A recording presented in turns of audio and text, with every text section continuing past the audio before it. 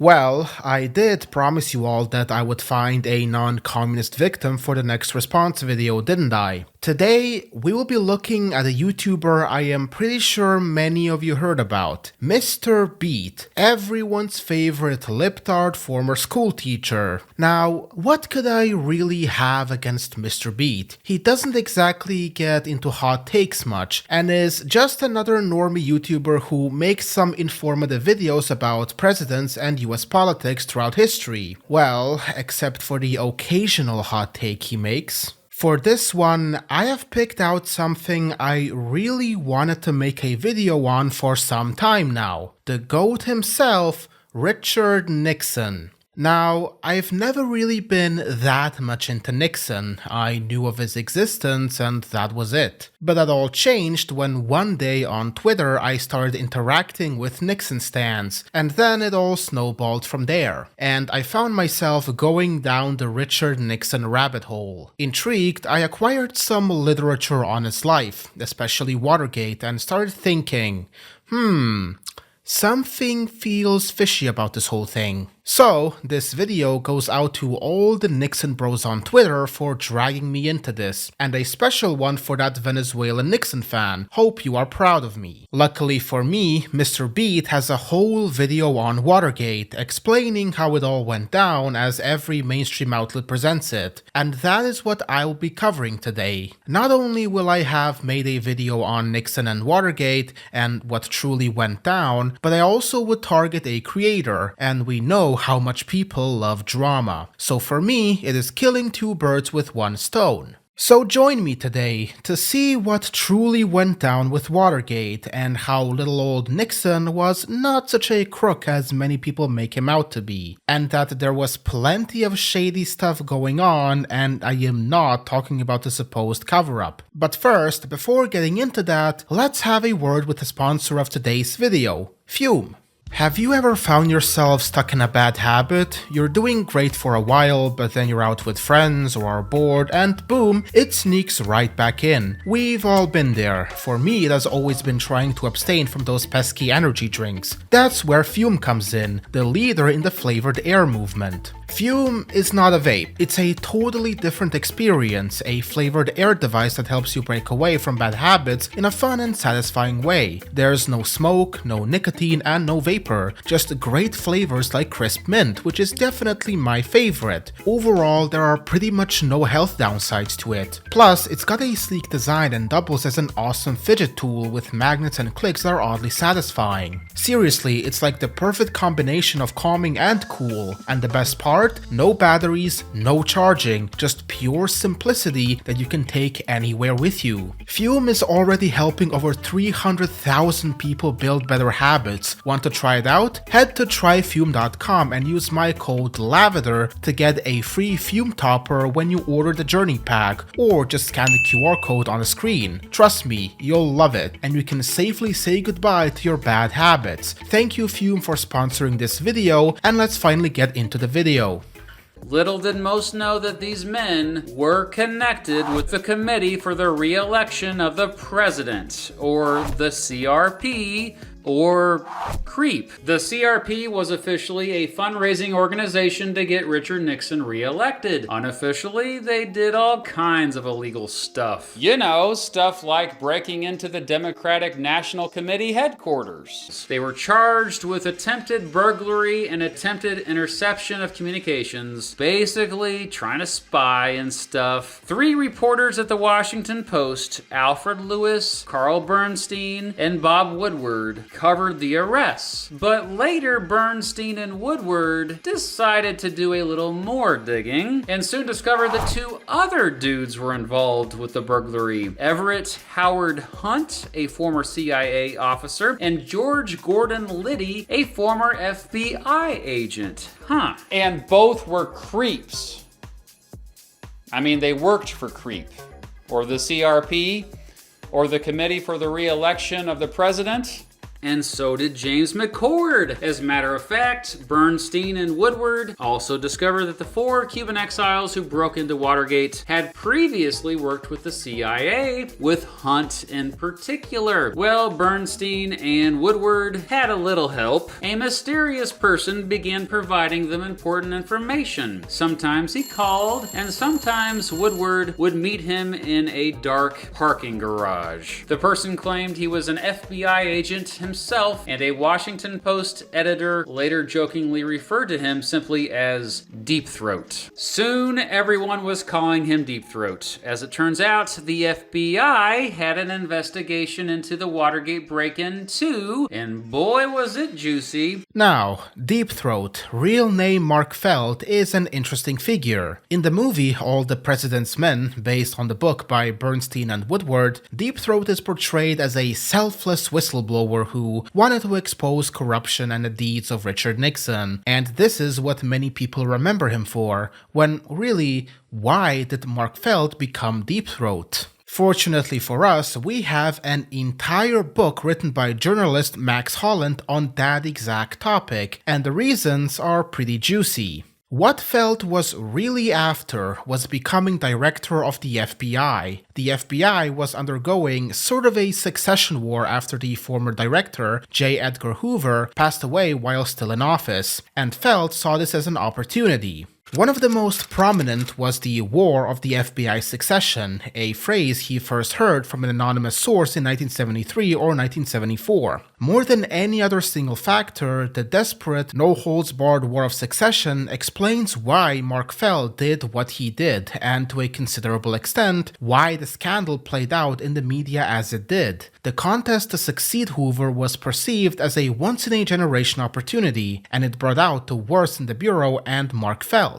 After Hoover's death, Nixon appointed L. Patrick Reid acting director of the FBI, and Felt was not exactly happy about this appointment, and due to that he held a grudge against Nixon for not picking him. So Watergate was the perfect opportunity for him to indirectly discredit Gray by bringing down Richard Nixon, and then possibly take over as director. So him becoming Deepthroat had nothing to do with wanting to deliver justice, literally just using it as an opportunity to secure power because he held a grudge against Nixon for not appointing him. The portrait of Felt that emerges when we follow this thread does not resemble any of Bob Woodward's depictions. Felt held the news media in contempt and was neither a high-minded whistleblower, nor was he genuinely concerned about defending his institution's integrity. He was not even hopelessly embittered, just calculating. A single-minded determination to succeed Hoover drove him, even as his chances, slim to begin with, evaporated.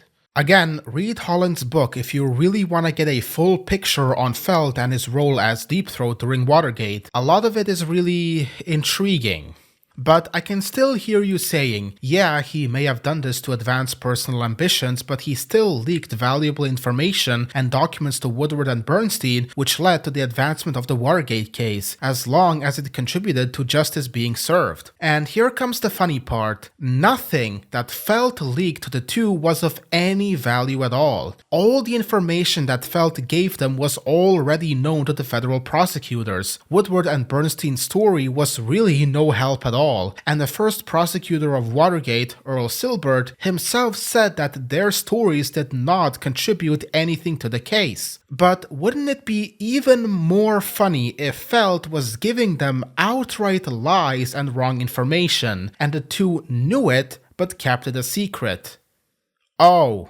The primary documents also prove that several of Felt's statements to Woodward had been false and or misleading. Perhaps that was why Woodward, during an interview by CBS's Mike Wallace, acknowledged for the first time that Deepthroat occasionally imparted bad information. Sometimes Deepthroat was wrong, he disclosed, without going into any details. Thus, in Ben Bradley's memoir, published 3 years later, he could still aver that, quote, the information and the guidance Deepthroat gave Woodward were never wrong, never. This is huge because this means that the book written by them, All the President's Men, which relies on the information given by Feld and the primary source of what everyone knows about Watergate, is filled with several lies and misinformation, and this puts the trustworthiness of the entire book into question. How many parts of it are just outright lies? And the fact that Woodward and Bernstein were entirely silent about this, only speaking up way after Watergate, somehow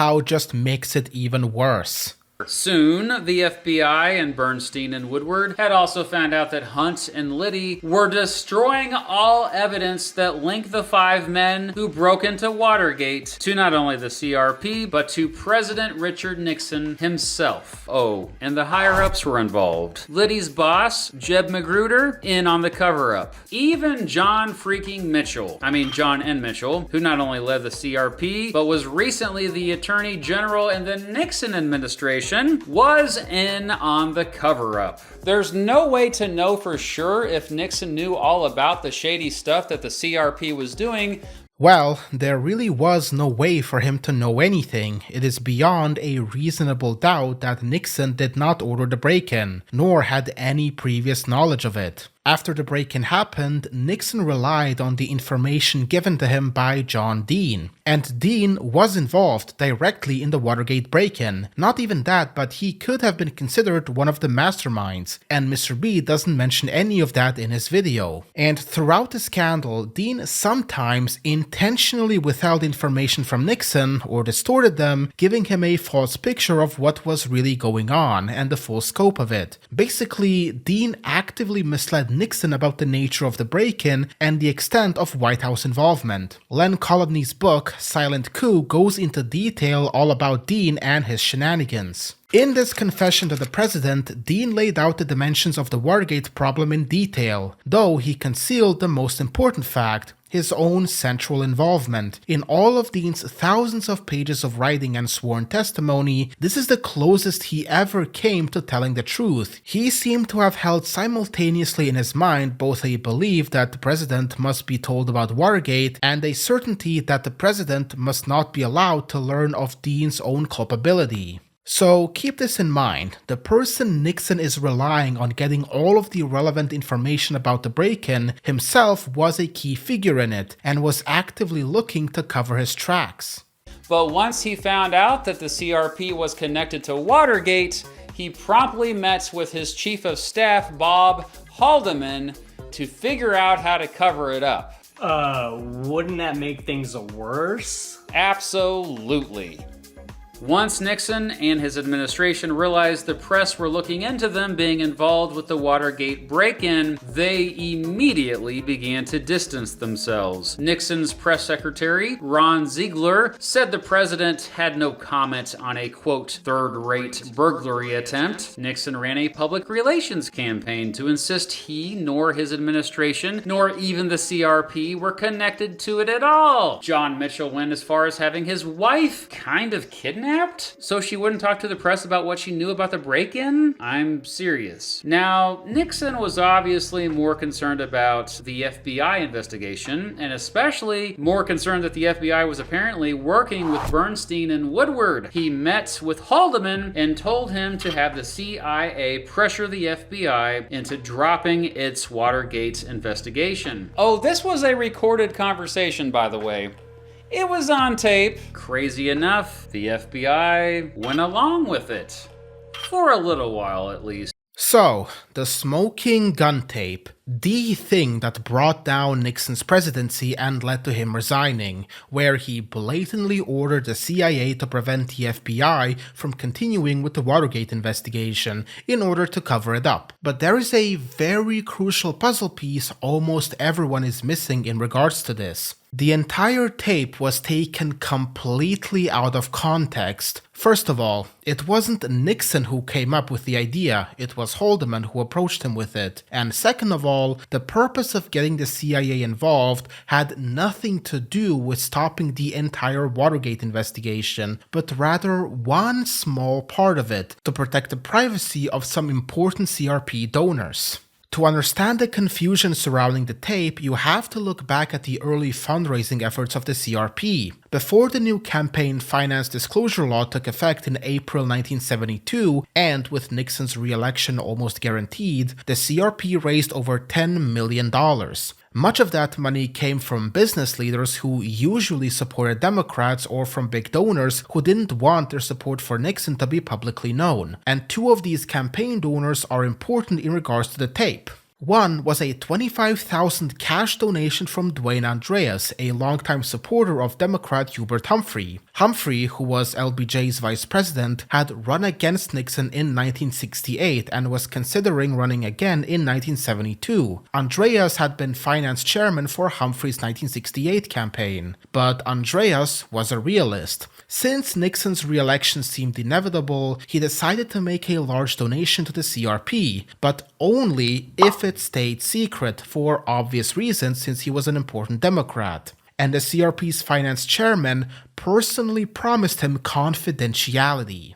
To ensure secrecy, Andreas donated the money in cash through Ken Dahlberg, a Republican fundraiser in the Midwest. Andreas left the cash at his Florida apartment before the April 7th campaign finance law deadline. However, Dahlberg didn't pick it up until after the law took effect. Not wanting to carry that much cash, Dahlberg used it to buy a cashier's check in his own name, a $25,000 check in his name, which was then used, you guessed it, to fund the Watergate break-in, something Mr. Beat mentions in the video. For starters, they had found a check made out to the CRP for $25,000 actually deposited in the bank accounts of one of the Watergate burglars, Bernard Barker. Then you also had the other one, Robert Allen, CEO of Gulf Resources and Chemical Corporation, who, with a few of his Texan oil baron buddies, pledged to make a donation, and of course wanting to keep them secret. To hide the funds, Allen decided to send the money through the law firm of his company's subsidiary in Mexico. He arranged for 4 cashier's checks totaling $89,000 to be issued. On April 5th, Allen sent these checks along with $21,000 in cash to the CRP. These funds arrived after the new campaign finance law's April 7th deadline. And notice that these two donations arrived at unfortunate times. They were issued out before the new campaign finance law took effect, but officially received it after it took effect. And with some legal loopholes here and there, the CRP managed to launder the money and then later utilize it for the break-in, with the donors not being aware. So, what does all of this have to do with the smoking gun tape? It's no surprise that the FBI wanted to question Dahlberg and another guy, Ogario, about where those cashier's checks came from. Naturally, this made a few people at the CRP very nervous about leaks.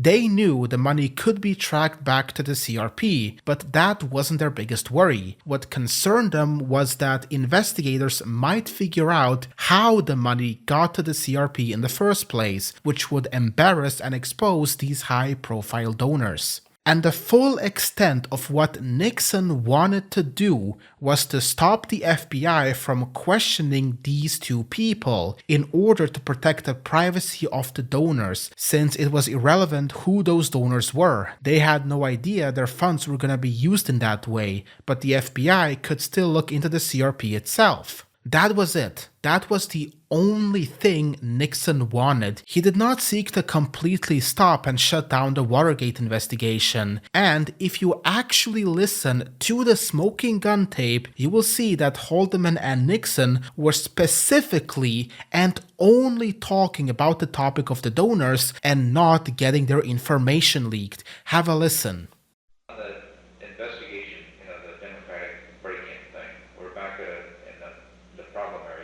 The FBI is not under control because Gray doesn't exactly know how to control it, and they have their investigation is now leading into some productive areas because they've been able to trace the money not through the money itself but through the bank, sources, and the banker stuff, and it goes some directions we don't want it to go.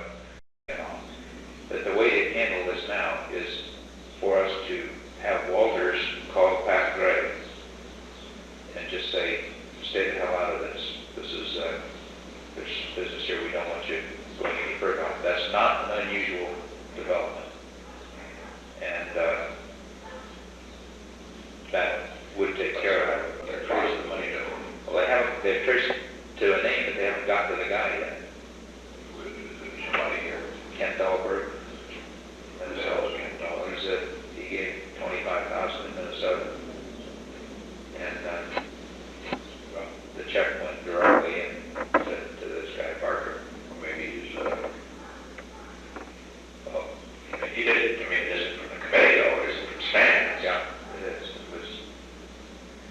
it's directly traceable, and there's some more through some Texas people that went to the Mexican bank, which they can also trace through the Mexican bank. They'll get their names today. And well, I mean, there's no way that, I'm just thinking, if they don't cooperate, what do they say? That they were approached by the Cubans, and that's what Dahlberg has to say, and the Texans too, yeah. Well. Everyone, including Nixon's own defense team, misinterpreted the conversation, and that is how it became so decisive and forced Nixon to resign. It wasn't about directly covering up the Watergate break-in, but stopping an unrelated investigation into secret campaign contributions. Even John Dean himself, 42 years later in his book in 2014, admitted very plainly that the entire tape was misunderstood, and if everyone was aware of the context behind it, Nixon would have more than likely survived. Ironically, this conversation has been mistakenly understood as an effort by Nixon and Haldeman to shut down the FBI's entire Watergate investigation. This appears to be the case only when viewed out of context. In August 1974, when the conversation was revealed, and Nixon and his lawyers had to focus on this conversation, he had long forgotten what was actually involved. They assumed it had the same meaning as everyone else. In reality, it was only an effort by Haldeman to stop the FBI from investigating an anonymous campaign contribution from Mexico by Democratic donors who wanted to keep their support confidential, that the Justice Department prosecutors had already agreed was outside the scope of the Watergate investigation. In fact, this conversation did not put a lie to Nixon's April 30th and May 22nd, 1973 statements, and had Nixon known that he might have survived its disclosure to fight another day. In short, the smoking gun was only firing blanks. So everything the American public and the world knew about Watergate and the smoking gun tape, the thing that brought down the presidency, was completely skewed and missing context, only for John fucking Dean himself, who had turned on Nixon and testified against him, to come out in 2014 and go, yeah, it wasn't that serious, LMAO. Even if you still think that Nixon should have kept the FBI from interrogating these two men and should have let the information be exposed, at the end of the day, this wasn't this malicious cover-up people for decades thought it was. And still, keep in mind, Nixon relied on Dean for information regarding what was going on at Watergate, and he had every incentive to keep Nixon in the dark about the truth of what was really going on. On January 30th, 1973, the Watergate burglars pled guilty or were convicted for conspiracy, burglary, and violation of federal wiretapping laws. Judge Sirica, however, suspected there was a major cover-up and that the CRP or the president had to know all about the Watergate break-in. His suspicions were confirmed after James McCord wrote a letter to him implicating Nixon and his advisors in the cover-up. In his letter to Judge Sirica, McCord never implicated Nixon, or really his staff directly. You can read the part yourself where he discloses this sensitive information. All he said was there was a cover-up going on and that there was political pressure from above for them to plead guilty and stay silent. Nothing about the president or directly. That's all there was to the letter, that there was involvement from politically powerful individuals, which is pretty vague if you ask me. Nixon was like, I knew one of them would try this crap, and called an emergency meeting with John Dean again. Dean urged Nixon to come clean, that the only way to keep everyone else quiet was to pay them off with $1 million. Nixon replied, and this is on tape. It's on tape. It's on tape? It's on tape. Nixon replied, you could get $1 million and you could get it in cash. I know where it could be gotten. In other words, Nixon had no intention of ever coming clean on this. Nixon later tried to make it seem he was kidding when he talked about the $1 million, but regardless. Hold your horses there. The Watergate burglars weren't the sole topic of that emergency meeting between Dean and Nixon. Hell, they weren't even the central focus of it. The real reason why that meeting was called was because Howard Hunt was blackmailing them. Because he knew he was gonna get sentenced for Watergate, might as well blackmail the White House for more money, lest he leak confidential things he did in the past for the previous White House administrations as an intelligence officer in Latin America and Cuba. Added to this was a troubling behind-the-scenes development. Howard Hunt was asking the White House for complete financial security for his family before he went to prison. He wanted $122,000 right away, and on top of what he had already received. Worse, this time he dispensed with circuitous channels and sent his request directly to John Dean. If the money was not forthcoming, Hunt not very subtly threatened to reveal the crimes he had committed as a White House plumber, including breaking into the office of Daniel Ellsberg, psychiatrist. And most importantly here, the main point of Nixon saying that he could get $1 million is that he and Dean were thinking out loud. They were exploring options on what to do. Numerous ideas were thrown around in that conversation. Hell, Nixon himself even says shortly after that part that he was thinking out loud. If it had to come to this last resort of paying out this money, then all Nixon was saying was that he could acquire it. But literally moments after he said that, he seemed like he was expressing the opinion that this was not an option he was a fan of, since he clearly says to Dean, quote, "There shouldn't be a lot of people running around getting money," and even seemed like he was about to voice an alternative idea before being cut off by Dean.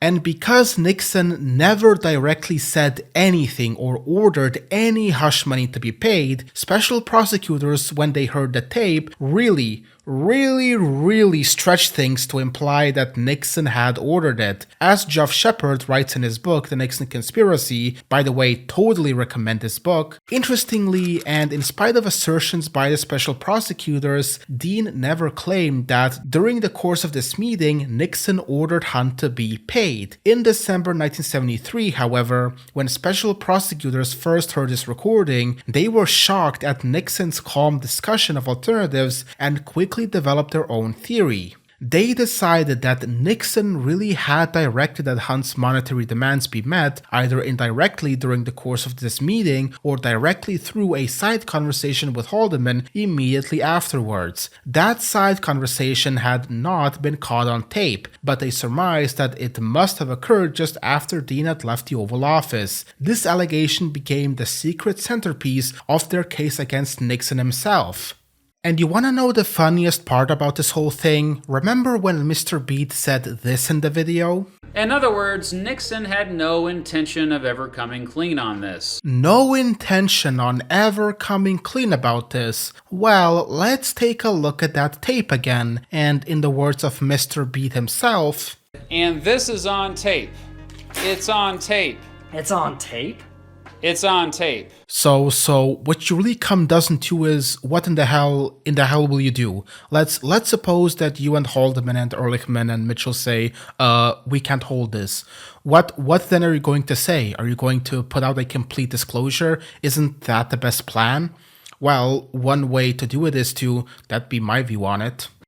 Are you shitting me? So you are telling me in that very same tape, Nixon says that complete disclosure would be the best plan and that this is his view on it, and everyone just completely missed it? Hell, you could easily make the case that this one holds up more water than that getting $1 million part, because he not only implies that this is the best plan, but that it is also what he would do, and this is his view on it. Oh, but yeah, just randomly take out that one out of context part and conveniently leave the rest out. I swear to God, my faith in the justice system gets weaker day by day. But regardless, when it was clear Dean wasn't going along with Nixon, Nixon fired him on April 30th, 1973. Well, Dean had been working with the FBI by that time anyway. Shortly afterward, even though Ehrlichman and Haldeman seemed to still be on board with Nixon, they resigned. Well, after Nixon pressured them to, and so did 4 other Nixon advisors. Okay, so that is absolutely not the reason Nixon fired John Dean. Keep in mind, Dean was the one who brought up the idea of $1 million, and Nixon thought that disclosing it was a better idea. So why did Nixon fire Dean? Well, remember some time ago in the video when I said that Dean was lying and misleading Nixon in regards to Watergate up until that point? Well, on April 17th, so a little less than 2 weeks before Nixon fired Dean, this is what Nixon came out with. Finally, at an April 17th news conference, President Nixon announced major new developments in the Watergate case. He stated that members of his White House staff would appear voluntarily before the Ervin Committee, under oath and without claim of executive privilege. He also disclosed his meetings with Peterson, claimed real progress was being made in the investigation, and implied that indictments were imminent. He expressed again the view that immunity should not be given to current or past members of his administration. So, 2 weeks before Nixon fired anyone, he said at a news conference that there were major developments and said that the members of his White House staff would appear before the committee under oath with no executive protection and that indictments were imminent. Yeah, I don't know about you, but it sounds to me like Nixon realized that someone was not really telling him the whole truth on what was going on. So let's rewind a bit. Dean told and assured Nixon previously that no White House staff was involved in the cover-up, which was a lie since Dean and Mitchell were involved themselves in Watergate and the cover-up. So, on March 21st, Nixon ordered Dean to make what is called the Dean Report, a written report of everything Dean had told Nixon at that time, so the White House could use it to present their own views on what was going on. But because Dean was lying himself, he was not exactly too eager to write that report, and was subsequently recalled from Camp David due to failing to produce the report. Safe to say, Nixon was getting a bit suspicious when Dean said that he was unable to produce that written report, because what other reason would he have not to do it other than that there was something fishy going on? But Dean was already in talks with prosecutors, planning to save his own skin and gain immunity, and to those prosecutors, he was implicating other White House staff in the scandal like Ehrlichman. And then on April 15th, so 2 days before that news conference, Nixon learned from the Attorney General that Dean was in talks with the prosecutors and how he implicated some White House staff despite previously being assured by Dean that there was no White House staff involvement at all. On the 15th of April, the Attorney General Richard Kleindienst and Henry Peterson, the Chief Assistant U.S. Attorney, came to tell the President what Dean had been saying to the prosecutors. Haldeman was accused of knowingly allowing his $350,000 fund to be used for the payment of hush money to the Watergate defendants, Ehrlichman of ordering Dean to get Hunt out of the country, and to Deep Six the material in Hunt's safe. It was then that Nixon realized that everything Dean had been previously telling him was a lie, so a day later on the 16th of April, he confronted Dean and wanted him to already, then and there, sign his resignation letter, but Dean wanted to write his own and would not go unless Haldeman and Ehrlichman were also made to resign. But when the President met briefly with Dean, alone on April 16th, they fenced about. This was not a discussion, but rather two men telling one another that this was the parting of the ways. From now on, each would know the other principally as an enemy. Dean told Nixon he had retained counsel, and Nixon preferred him letters of resignation to sign. Dean refused to sign ones that had been prepared and said he'd write his own. Dean told Nixon he would resign only if Haldeman and Ehrlichman also did so, since he claimed they were also involved. Then, a day later on the 17th, we know about the press conference, and thus Dean was officially fired on the 30th of April alongside Haldeman and Ehrlichman, so here is the full timeline.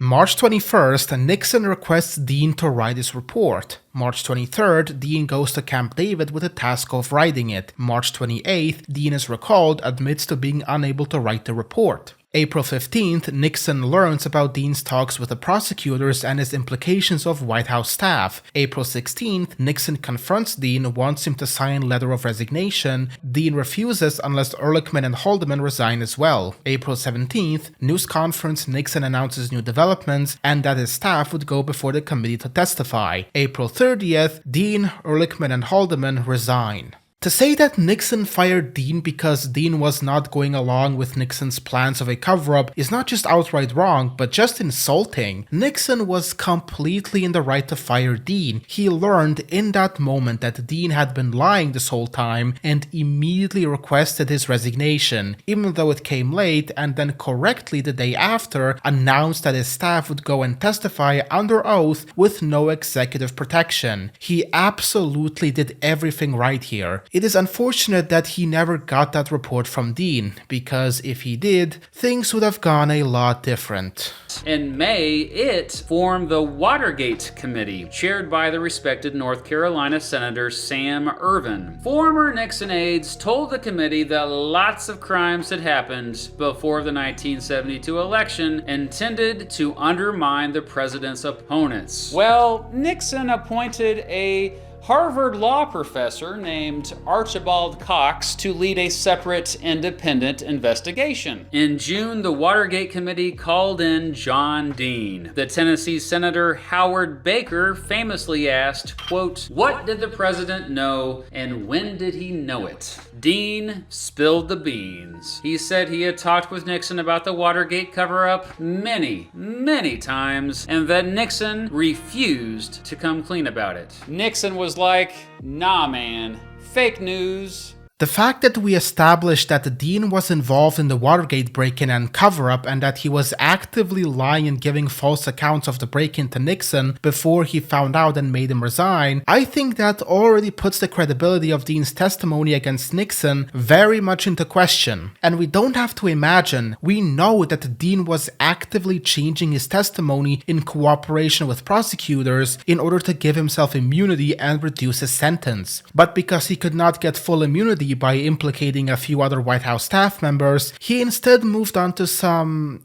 bigger fish. And we can see this in how his testimony changed in April alone. So in early April, he told prosecutors he knew of the involvement of Magruder and Mitchell and mentioned just them alone. Then in mid-April, so around the time Nixon found out, he accused Haldeman and the Ehrlichman, and then in late April, so after getting fired, he only then accused Nixon of being involved in the cover-up. Yeah, this doesn't raise any red flags at all. Why did Dean change his testimony to prosecutors and who he was accusing? Maybe, I don't know, he just forgot? Not possible, because it went like this. Dean wanted immunity, but due to how big his own role was, he couldn't just get away with just implicating Magruder and Mitchell, so in order to become more important to secure that plea deal, he changed his story to also include Haldeman and Ehrlichman, and then later on Nixon himself. Subsequent meetings with prosecutors occurred on April 5th, 6th, 12th, 14th, and 23rd, with numerous phone calls in between. The discussions inevitably focused on Dean's desire for immunity in order to testify against Mitchell and Magruder. Most tellingly, prosecutors' notes indicate that Dean made no mention of Haldeman, Ehrlichman, Colson, or Nixon until mid-April, nor during that time was there any mention of hush money payments being made to break-in defendants. It was in mid-April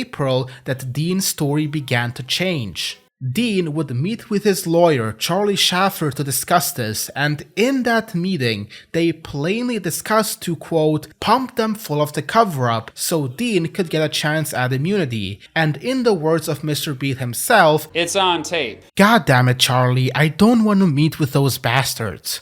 Listen, John, we don't have any choice. The cat's out of the bag. We've got to pump them full of the cover-up now. I've got to up the ante with them to have a shot at immunity. That's your only chance not to be the fall guy. I think your strategy of getting immunity is more important than ever now. Here, Dean and his lawyer realize prosecutors have concluded that Dean's cover-up role is too significant for them to give him immunity. So he changes his story from, I can give you Mitchell and Magruder, to, there was a conspiracy to cover all this up and I am the only witness who can link it to Haldeman, Ehrlichman, and Nixon. Again, it's blatantly in front of you. If this doesn't raise a red flag on maximum brightness, I don't know what does. And by the way, this was taken from Dean's own book, Blind Ambition. He mentioned and quoted that conversation in there, just blatantly telling everyone that he intentionally implicated other officials, and Nixon as well, just to gain immunity and not spend time in jail. And as well as in regards to the smoking gun tape, which Dean also rebuked early on in the video. I love how Dean in his later years basically took the approach of, yeah, so a lot of what you guys thought about Nixon was wrong, what are you gonna do now, put me in cuffs?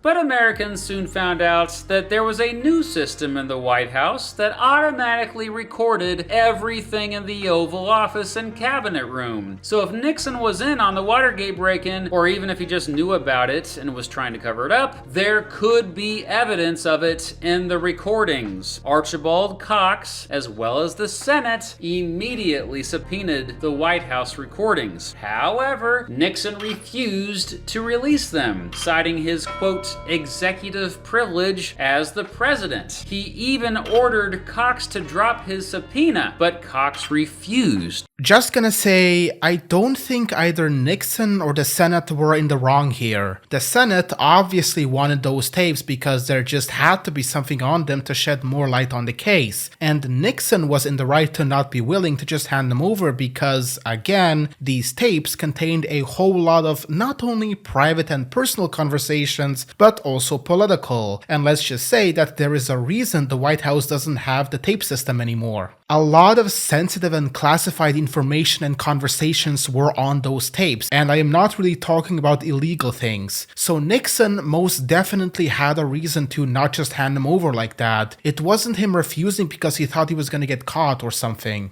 But what Mr. Beat conveniently leaves out is that Nixon and his White House lawyers actually presented Archibald Cox with a compromise, and a quite reasonable one at that. This was called the Stennis Compromise. Nixon wouldn't hand over the tapes completely, but rather an independent third party would take a look at the tapes, and then transcribe only the conversations and topics that were relevant to Watergate, but not touching the unrelated ones. So Nixon would still keep his confidentiality and Cox would receive only the parts relevant to the case. It really was a win-win for both sides.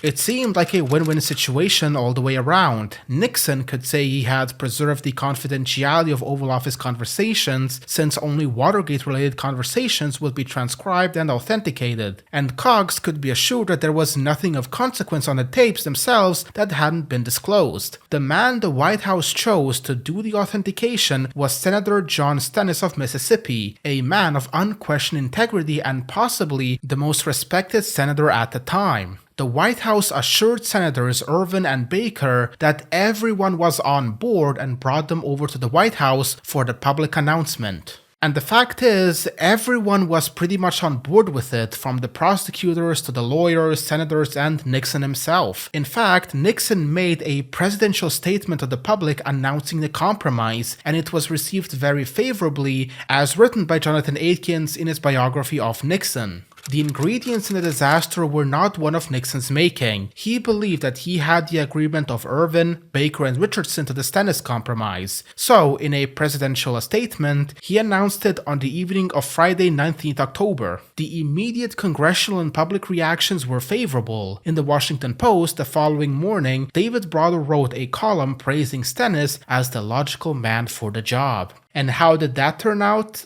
Yeah.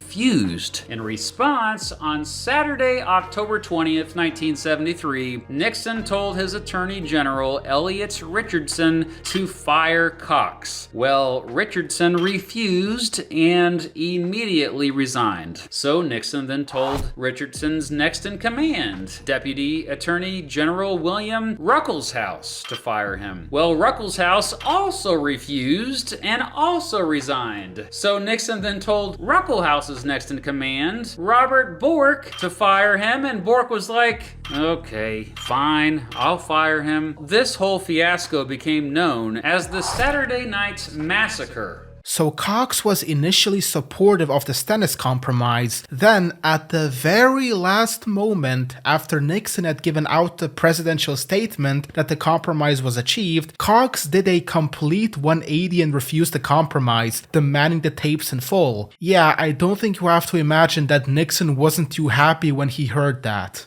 Cox, however, thought differently. At 1 p.m. on Saturday the 20th of October, he called a press conference at the National Press Club. "I am certainly not out to get the President of the United States. I am even worried, to put it in colloquial terms, that I'm getting too big for my britches." He began disarmingly, but his message was one of outright defiance. He rejected the Stennis Compromise, said that he must have the full tapes, and declared that the president's statement violated the guidelines of the Special Prosecutor's Office. Nixon watched the press conference on television and was outraged. "I thought that Cox had deliberately exceeded his authority. I felt that he was trying to get me personally, and I wanted him out," was his reaction. Was Cox genuinely out to get Nixon, or did he have a last-minute change of heart? We may never know, but Nixon definitely thought he was out to get him, and really, who could blame him for thinking that? There was no real good-faith reason for Cox to reject the Stennis Compromise, after everything had been planned out and pretty much everyone agreeing. But could Nixon's demands to fire him and the resignations be seen as a bit rash? Yeah, I would perhaps concede to that, but it's not like Nixon's outrage was unjustified.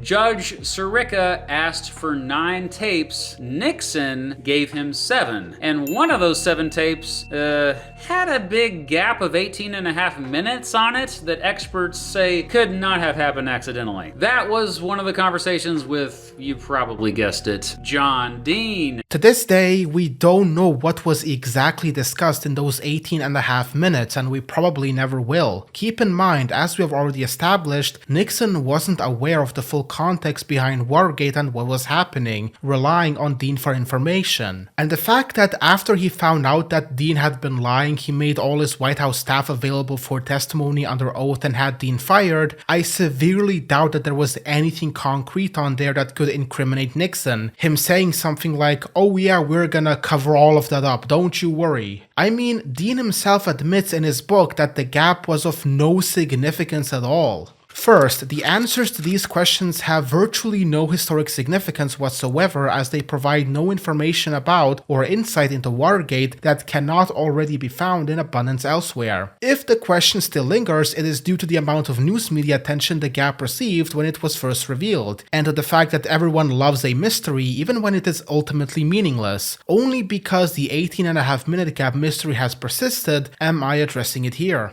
Gotta love when Dean comes to rescue like that, doing all that stuff during Watergate and now coming around 40 years later to debunk some of these things. What a gentleman. But nevertheless, what could have caused that gap to occur? I don't buy the fact that Nixon had intentionally erased it, because first of all, if this tape was so incriminating, why couldn't he have done it on the other tapes when it seemed like he was guilty, the smoking gun and hush money tapes? And secondly, Dean himself admits that what was on it was not significant at all, and gives nothing that cannot be found elsewhere. We may never know, was it intentional, accidental, or else? Well, one plausible explanation is that it was accidentally caused by Nixon's secretary, Rosemary Woods. She even claimed full responsibility for it. What happened was, she was transcribing the tapes, then as she was doing that she received a phone call, but the tape still played while she was on the phone, and according to her, this caused a buzz. She even demonstrated how it happened, and in court it was dubbed the Rosemary Stretch. But if that was the case, then why couldn't anybody recreate the buzz? They tried it with a recorder, but to no avail. Well, in that regard, there is a very important detail that had not been disclosed to the public. To further complicate matters, the recorder itself turned out to have a faulty bridge rectifier. A principal reason no one was ever prosecuted for the tape erasure was because the tape experts had inadvertently destroyed critical evidence by sending the tape recorder out for repairs. When it was returned, no one could make it buzz. Naturally, that little tidbit was kept from the American public. So yeah, no shit nobody was able to recreate it. The tape recorder at that time had a faulty bridge rectifier, which very likely contributed to the buzz, and it was sent out to be fixed before the attempts at recreation. Honestly, I would strongly consider and classify this as tampering with the evidence, but I'm no lawyer. Still, by early 1974, it seemed pretty clear that President Nixon had at least known about the Watergate break-in and tried to cover it up. There was just little solid evidence to prove it. Oh yeah, he totally knew about it and was desperately trying to cover it up. We just don't have solid evidence to prove it. I will not address the later parts of the video since they are not exactly important and I think I have been ranting on for far too long now. So anyway, considering all of this, to what verdict can we come, boys and girls? Well, I'm not a crook.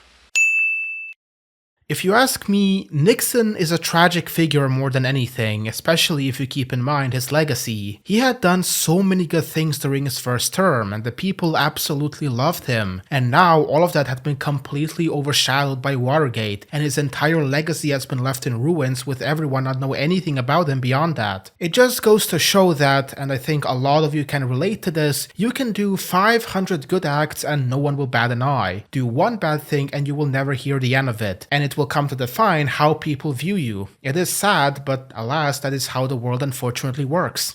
I am definitely gonna be doing a full video on Watergate since there are plenty of things I left out and I am pretty sure this video has been going on for a little more than an hour at this point. And again, I just need to get a response video out, 2 birds with 1 stone. If you want to learn more about Watergate, I strongly recommend reading the 2 books by Geoff Shepard. They have served as my strongest sources in this video, and to this day, Shepard is on the hunt for Watergate and even managed to declassify some documents which he used as sources and is still in the process. Who knows what more will come out. And if you want a better look into Nixon's life in general, which doesn't see him as Satan incarnate, I also recommend the almost 1,000-page biography by Jonathan Aitken, well researched and sourced, just the way I like them. And if you're along the way, you could also acquire the book about why Mark Felt became Deepthroat. It also offers some refreshing perspectives. Anyway, that has been all for today, and remember kids, Nixon now more than ever.